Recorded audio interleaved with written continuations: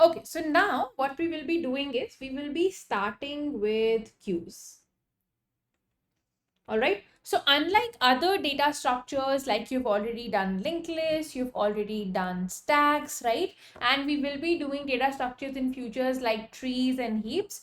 Queues is one such data structure where you will not find specific questions on queues in interviews, right? Rather, queues is more or less used as a helping data structure when you solve questions in trees, priority queues, right? All sort of that heaps and all. That is where graphs also, that is where you find wider applications of queues. Okay, that's why in terms of patterns as such, there is no pattern that exists for queues, right, which could like it did exist for stacks. Okay, there's nothing like that in terms of queues, right? There are very typical questions that are asked in queues, right? And to be honest, queues is also not the very, I would say, first data structure that an interviewer goes for when they have to ask questions, right? Because they know when they will be testing you on data structures like trees, right, where you have to do breadth first traversal and some other things along with that, they know that all of this will be covered over there,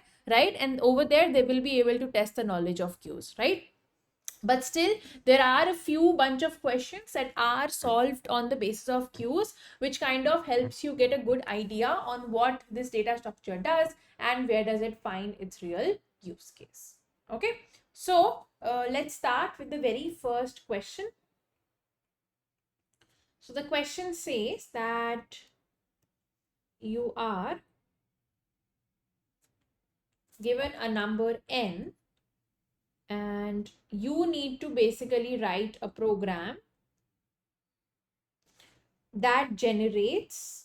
So, before moving forward in the video, if you are somebody who wants to learn the concept of AI engineering and actually make a career in the same field, then you are actually at the right place. Algocamp has launched its first AI engineering cohort in which you will be able to learn state-of-the-art patterns on how to make these real-world production-grade ready AI applications.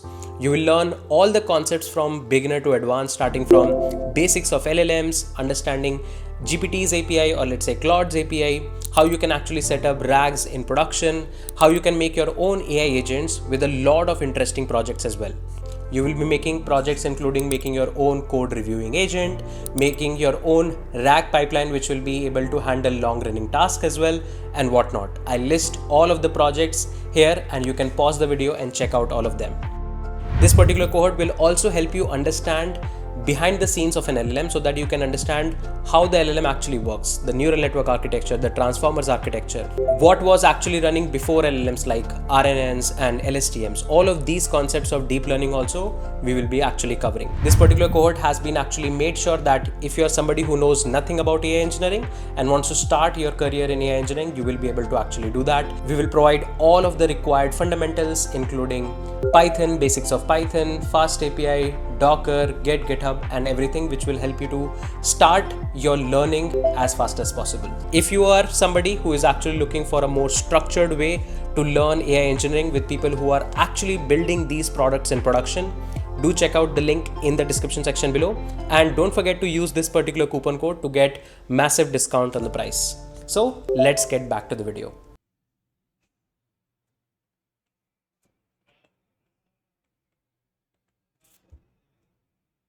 And prints all the binary numbers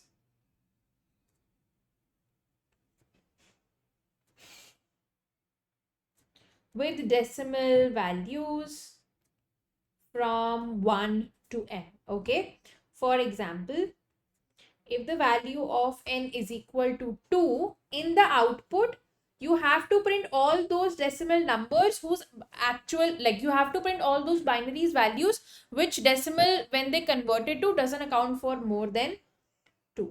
So this is a decimal value for 1, this is the binary for 1, this is the binary for 2. Okay,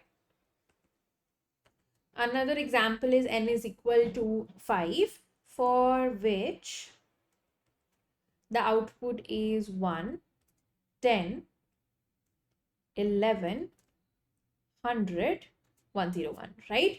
Why is this? Because this is the decimal value. This is the binary for 1. This is the binary for 2. This is the binary for 3. This is the binary for 4. And this is the binary for 5, right? So we never have to exceed the value of n while printing the binary values. Okay. So this is the question over here. Okay. So for this question, one very simple approach that you could apply is you could just run a loop from 1 to n, okay, and you could create a decimal to binary method inside that loop. Okay, what it will basically do is it will convert all the decimal values to binary. Okay, so if you remember how that concept works and how does that conversion does, right, you can simply do that, but we have to do something better over here. Okay, so in order to do something better, what you could do is you could actually use the data structure Q. Okay, and how would that work is you will first, so this will be a queue of strings, right, and I will be initializing with an empty queue, right, and I will enter the very first binary number possible, which is 1, okay, into the queue. Right now, what will happen is whenever in every iteration, I will basically dequeue an element from the front of the queue, because queue is a LIFO data structure. You add from the very last and you remove from the very front. So I will remove an element from the queue, which is 1. In the output, I will print that element, right? And one time I will append a 0 to it, because if 1 is over here, for its next position, either I can have a 0 or either I can have a 1. Okay, so one time with this element 1, I will add a 0 and enqueue it. Okay, and one time I will add a 1 and I will enqueue it. Okay, so now you have to take out one element, but you have to dequeue one element, but you have to enqueue two element corresponding to that. Now you will remove this and you will see everything is in order as well, right? Because I dequeued this, I will enqueue this once and then I will enqueue this once. Okay, now over here 1 and 1 will basically be printed, which is the dequeued element, and because of that 1 1 1 1 and 1 1 0 will be enqueued. So 1 1 0 and 1 1, correct, 1 1 0 and 1 1 1 will be enqueued, right? Now I dequeue another element, which is 100, and basically print it over here. Okay, because I dequeued this element, I will enqueue the corresponding element this and the corresponding element this in the queue, right? Now at this point, I will remove 101, right? And based on that, I will be enqueuing 1010 and 1011 in the queue, right? But you will see at this point, I have actually printed all the n elements that I require. So I will just leave the queue in whatever position it is, and the final answer has basically been printed. Okay, so the idea was you create an empty queue, you enqueue the first number 1 to the queue, then you dequeue a element and basically append whatever element was dequeued, append one time 0 to it, append one time 1 to it, and basically enqueue it back in the queue. And this is how, using queue as a data structure, you can generate all the numbers, all the binary numbers from 1 to n. Now that we have seen what the logic is, let's go ahead and look at the implementation as well. So over here we have new, let's create a new package, new L12, and that will have new generate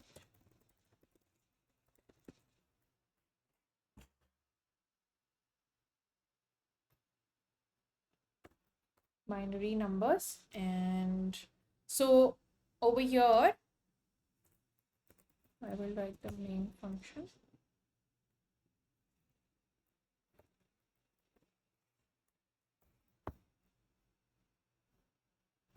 which will, let's say, have the value int n is equal to 7. We have to first this, and then I will call the generate method. Okay.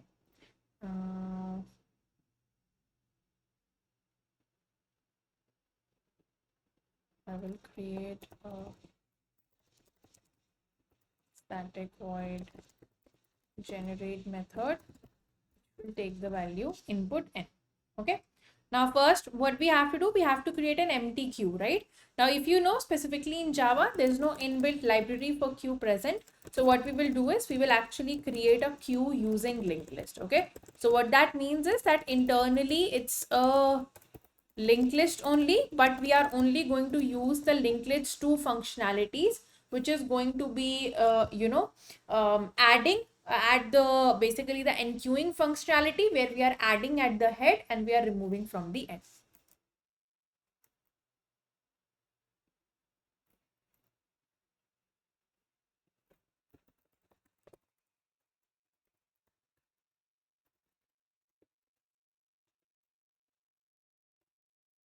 Okay, now over here in the queue I will add the element 1.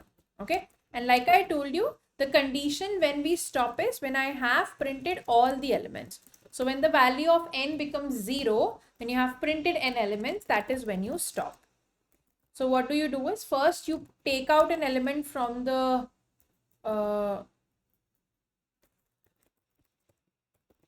queue. Okay, now whatever element you took out is what is the element that you will print as well. So just print the string s1. Now one time what you will do is, in the queue what do you have to add? S1 plus 0. Like I told you, you have to append 0 ones to it, and one time you will have to append 1 to it. Okay, and that is it. What will happen is, next time you will do first decrease the value of n and then check if the value is greater than 0, or that is it. Simple as straightforward. Let's see if this works also or not. And you can see very well all the elements which are less than 7 and their binary representations is basically printed over here. Okay, and in this particular, I would say, program, since you're only taking you're only running a loop n number of times, you will be taking a time complexity of O of n. Okay, but in this solution you are also taking an auxiliary space of the queue, right? So you can also say, because you will be adding n elements and maybe more than that also, but approximately it would be O of n only, right? So the time and the space complexity for this question will be both O of